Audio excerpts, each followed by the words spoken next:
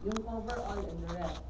So we have here a video on how to do the proper donning and doffing ng gloves. Yung tamang pagsuot and pagtanggal. Hindi lang kay basta suot lang tayo masuot, tapos paghubo natin yung nana.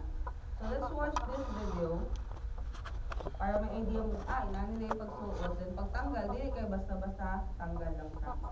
Wearing and removing of gloves.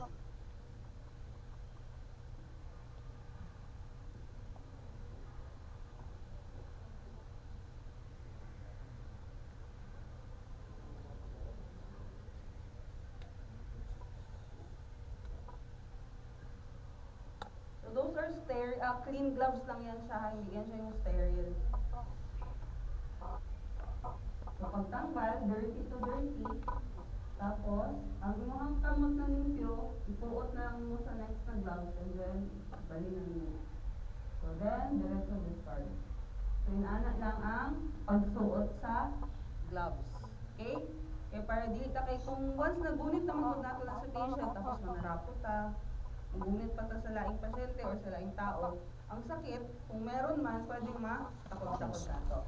Okay? So the question naman ni sa inyo kaganina. So we'll now proceed with the emergency action principle. So kanina, you have identified ano ba yung first aid, ano yung BLS or the basic life support.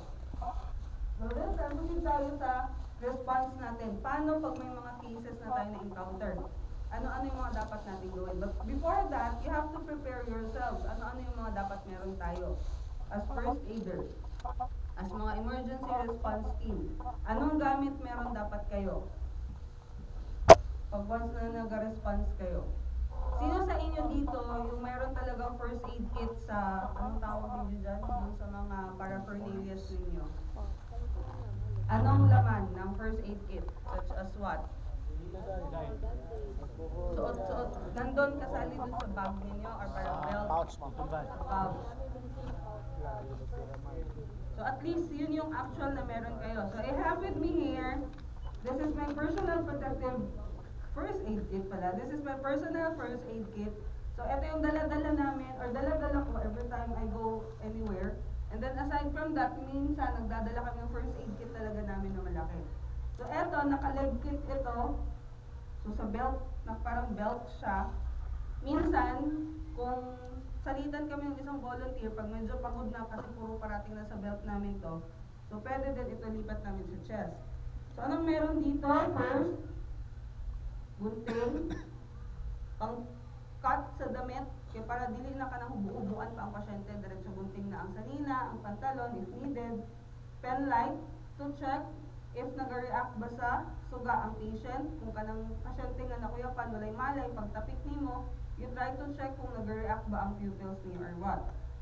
Then, pads, syempre na ako'y gloves in case man, or dili ko diretso magkinamot.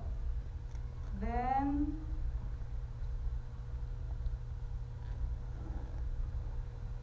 I have with me itong gauze pad. Clean lang ni siya, dili siya katong sterile nga tong tingi siya nga nakabalot. Elastic bandage. And then, burn ointment.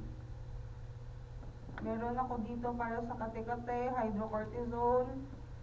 May calamine para sa mga kati-kati pa rin. Pag once may sugat na nagnanga ang samad, meron akong Steri-Strip.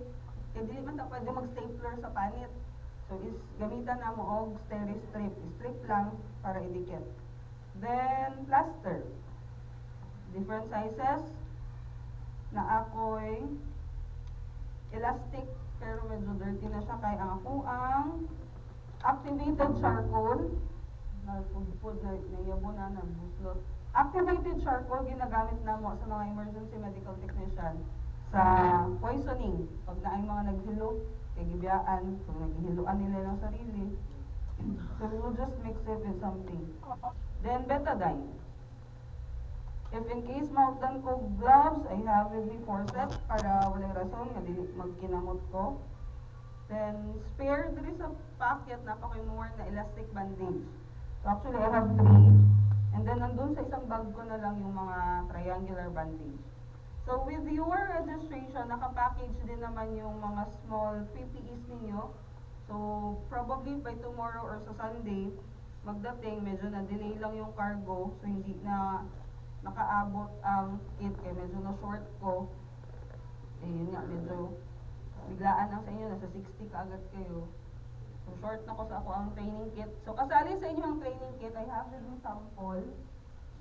So, dili lang ako mag-short tanan. Sorry. Ito. Para walay rason, nga mouth to mouth mo sa inyong pasyente, you have your own personal CPR mask. So, pwede nyo itong ilagay doon sa pouch ninyo or something. Depende na sa inyo kung gusto nyo bitbitin ito araw-araw. Unless kung bet ninyo ang nakuyapan, gusto nyo yung mouth to mouth, pwede rin, itago na lang ninyo na yun. Pero kung dili ninyo bet, so, wala rason nga dili ninyo yung mouth to mouth ha. So, I'll try na mahabol na ako siya ma-distribute sa inyo up until Sunday. So, naamoy manual gyud na mag one-on-one gyud mo actually sa mannequin. So, this is your CPR mask.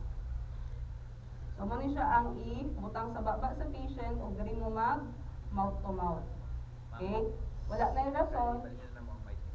Sige po. Wala may rason para mo diretso sa baba. O wala pud may rason maingon nga ay dili ko mag mouth to mouth sa iya. Kaya naaman may issue. Okay? Personal ninyo ni. Dili ninyo ni pwede paggamit sa inyong kauban, okay? Especially this one. Kani personal. Kani pwede mo sa kinsa mo gamit. This is what we call one-way valve. Actually, this one is disposable. Kung naay budget, pwede mag-prepare tag another set kay kung nagamit na. Pero usually sa mo, sprayhan lang na mo alcohol, sterilize lang na mo, and then gamit lang po na mo ulit. Kaya wala may budget, pigado man. So, ano siya. At least, ako ang magyapon, dili na ako ipagamit sa uban, ano lang na siya. Other mga chapters, they usually only provide this one. After training, ang sao nila ni, wala man sila yun ani. So mo nang medyo costly ang registration na mo, kaya gisigurado gid na ako nga naagid sila inaani tanan individually. Yun lang, na-delay lang gid ko sa ako ang order sa training kit. Kaya nakabook na ahead ang ako ang uban nga schedule manggod. So I'll try habulin sa Sunday. If not, meron tayong few na pwede mag hands-on later. So, partly PPE na ninyo. Kaya ang sulod ani, CPR mask, personal. May mask, may gloves. And then later or tomorrow, I will distribute your alcohol individually and your triangular bandage. Okay? So, we'll proceed now with the emergency action principle. So, ano usually yung gagawin natin? If in case meron tayong patient, ano kagad yung unang-una yung titingnan sa area? So when we talk about emergency action principle, these are in emergency scene that can be overwhelmed. Usahay, pati ka mo magpanic. Mag-hysterical ang uban mataranta, matarantel, sigun ana. So in order for us as first aider na makatabang ta effectively, you have to manage it properly. Dapat dili ta magpadala sa panic. So it is important that we have our actions and it should be prioritized and in an organized manner. Paano? Before that, di ba usually katong nahitabo noong November 17, ang cause or kasagaran na hitabo nga nung nagpanic ang tao, it's because during the earthquake, there are tendency na may mga mag-collapse na mga debris, mga broken glasses, ingon ana. So magbuto siya, maglagubo siya. So people anticipated or thought na nagpusilanay sa sulod. So pag ingon nga nagpusilanay, dagan ang isa, nataranta, nagpanik ang isa, panik na tanan, so mo na to nga nagkagubot pagdaganay. So dapat dyan, iwasan natin. So mo nang gina-orient. Ang isang actually nga nahitabo, di ba during orientation or during drills or trainings, ano ba dapat yung ginagawa during earthquake? You do duck, cover, and hold, or you do drop, cover, and hold. Pero in reality, in real mako, yung sa ginabuhat sa mga tao, dagan, you run for your life.